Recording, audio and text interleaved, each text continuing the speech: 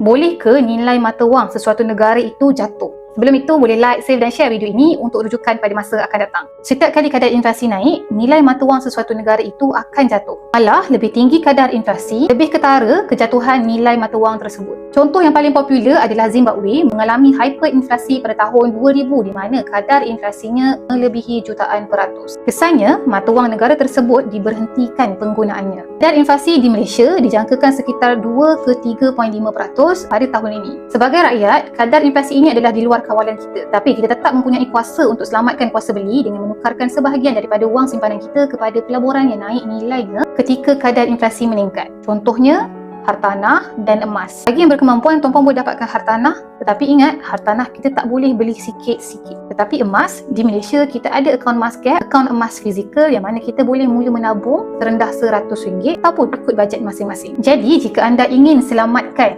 nilai simpanan wang anda daripada kejatuhan nilai ringgit, anda perlu bertindak sekarang. Kerana lebih lama peratus simpanan anda dalam bentuk wang fiat, banyak nilainya jatuh tanpa anda sedar. Semoga bermanfaat. Tuan-puan yang nak alihkan sebahagian simpanan duit ke dalam bentuk emas, boleh refer pin video di profil saya untuk daftar akaun emas secara percuma. Kemudian saya akan bantu dalam cara dan langkah simpanan emas yang terbaik untuk anda.